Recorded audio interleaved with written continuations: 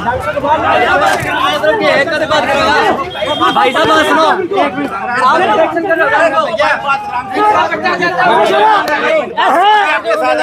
कहाँ साथ हो आप? कहाँ पे साथ हो आप? आज साथ खड़े हो, बाहर खड़े हो, आप कुछ नहीं कर रहे, एक्शन ले रहे हो क्या उनके लिए? क्या किया आपने उनके लिए? क्या पूछा तक इनसे? उसका बात है ना, पब्लिक बाहर खड़ी है, बोलना बेटा। आप क्या कर रहे हो फिर? ये क्या आपने? साथ हो अपने?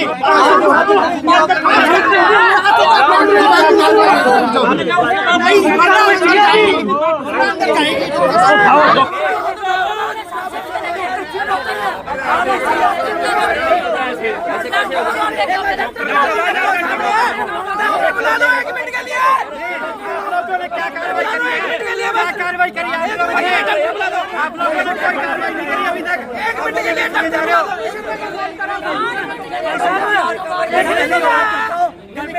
क्या कर रहे हो फिर यहाँ पे? अपने आप क्या करेंगे?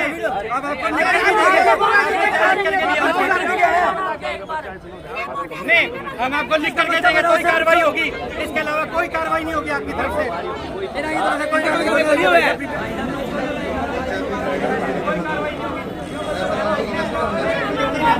हमने बच्चा खो लिया अपना, और ये झूठ पे झूठ बोले जा रहे हैं। हमारे वैक्सीनेशन यहाँ लगी ही नहीं है। यहाँ से 2 घंटे हो गए मुझे आई को, और उससे पहले मेरे घर वाले हैं। 2 घंटे से यहाँ पे कोई भी बाहर तक नहीं आ रहा था, सिर्फ वो अंदर बैठे थे। फिर 4 घंटे बाद हमने कितने डॉक्टरों को बुलाया, पुलिस को बुलाया, पुलिस ने कुछ नहीं किया। पुलिस सिर्फ ऐसे हाथ करके खड़ी है और हंसी जा रही है।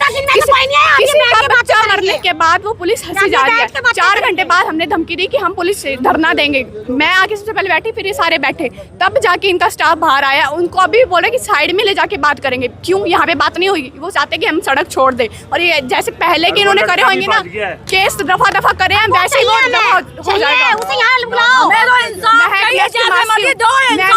मैंने पूरे 2 दिन में उसके पास रही हूँ। बच्चा एकदम सही था, वो अच्छे से फील कर रहा था, लेकिन जब से इन्होंने वैक्सीन लगाई तब से वो रो रहा था। उसकी नस में इंजेक्शन नहीं लगाया। उसके पता नहीं कितने साल के बच्चे से उनके पास स्टाफ नहीं था, इसलिए उन्होंने और किसी हॉस्पिटल से स्टाफ मंगवाया। अपना स्टाफ भी नहीं मंगवाया, बच्चा मंगवाया, उसने उसके वैक्सीन लगाई।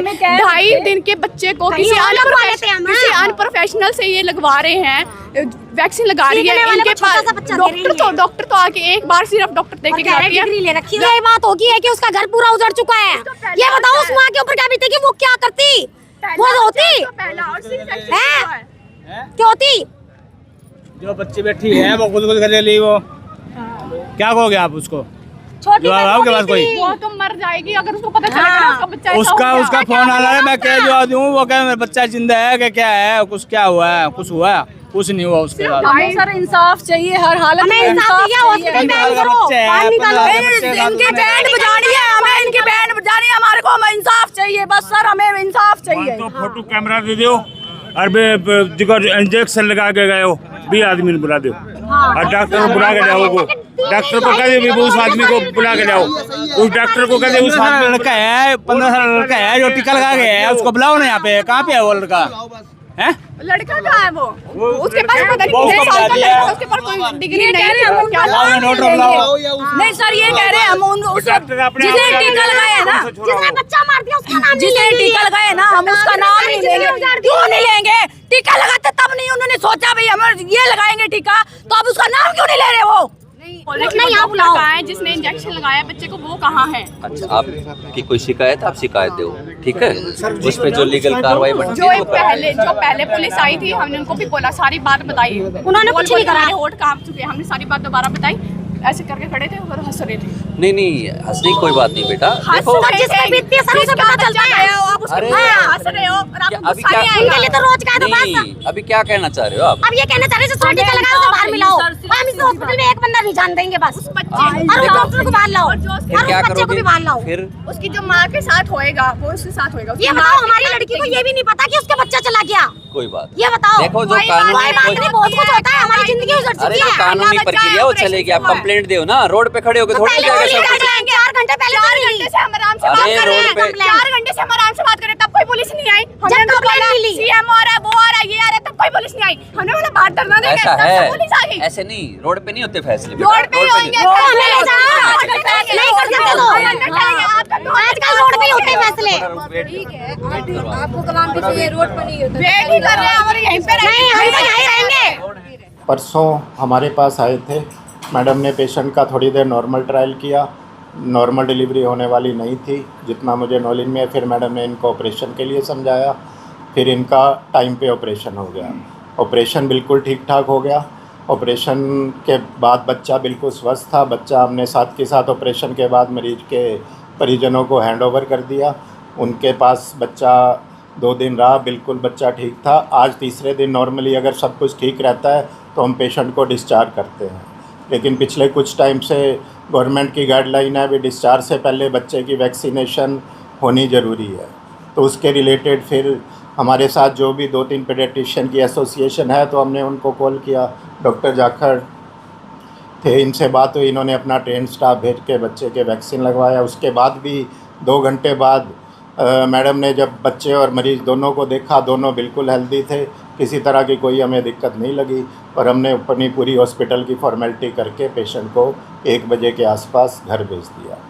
उसके बाद बीच में मैडम के पास कुछ 3-4 घंटे बाद फ़ोन आता है कि जी बच्चा रो बहुत रहा है। मरीज़ के साथ वालों ने किसी ने फ़ोन किया भी बच्चा रो बहुत रहा है। मैडम ने उसी वक्त कहा भी अब मेरा रोल नहीं है, आप किसी भी पीडियाट्रिशियन को जिसके साथ आपकी फैमिली ट्यूनिंग है या जिसके साथ आप जाना चाहें आप जाइए और बच्चे को दिखाइए भी उसको क्या दिक्कत हो रही है। उसके बाद हमारे को सीधा यही इतने लोग आकर इस चीज़ पे ब्लेम कर रहे हैं भी हमने कोई वैक्सीनेशन में कोई दिक्कत हुई या कुछ हुई, तो उस चीज़ का हमारी तरफ से जो डेली का शेड्यूल है, आज भी 2 बच्चों को और वैक्सीन लगे हैं, दोनों बच्चे ठीक ठाक हैं। और ये चीज़ पहले भी जब भी बच्चा डिस्चार्ज होता है तो उनको स्टैंडर्ड वैक्सीन लगता है जो कि सारे हॉस्पिटल में लगता है, तो उसमें आज तक किसी बच्चे में ऐसी किसी तरह की भी कोई दिक्कत नहीं आई। और ये पेशेंट को सुबह 11:30 बजे वैक्सीन लगी है, 1:30 बजे यहाँ से मैडम ने चेक करके भेजा है, 7 बजे हमारे पास ये ब्रॉड डेड लेके आए हैं पेशेंट। उस टाइम उस पर धड़कन नहीं थी बच्चे की और वो मतलब उसमें रेस्पिरेशन भी नहीं था, हार्ट बीट भी नहीं। परिवार का आरोप यही है कि इंजेक्शन लगाने से पहले बच्चा बिल्कुल ठीक था, इंजेक्शन लगाने के बाद ही बच्चे को ये दिक्कत हुई है और बच्चे की डेथ। सर वो अपना एलिगेशन लगा रहे हैं, actual cause of death postmortem में आ सकता है। अगर उनको लगता है कि उनको एक्चुअल कोज ऑफ डेथ चाहिए तो उनको पोस्टमार्टम करवाना चाहिए।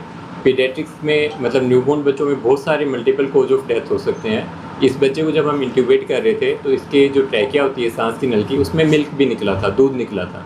तो मे भी एक चांस हो कि बच्चा मिल्क अपना एस्पिरेट कर गया हो, उसकी वजह से भी बहुत सारे बच्चों में जो ऐसे न्यूबॉर्न डेथ होती हैं तो हमने देखा है कि उसकी वजह से बच्चे एक्सपायर हो जाते हैं।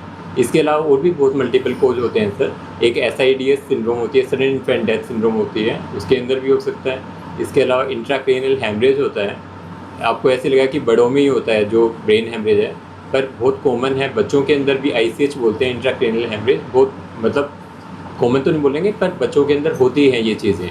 अगर इनको एक्चुअल कोज ऑफ डेथ चाहिए तो वो मैं भी नहीं एक्सप्लेन कर पाऊँगा।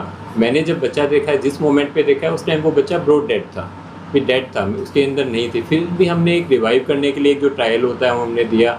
बच्चे के दादाजी को साथ में खड़ा रख के किया, NICU में किया और उस टाइम इंट्यूबेट कर रहे थे, ET डाल रहे थे, उस टाइम सेक्शन किया। उसके अंदर जो एस्पिरेट आए उनको बताया भी कि बाबूजी इसके अंदर बच्चे के अंदर मिल्क आने लग रहा है।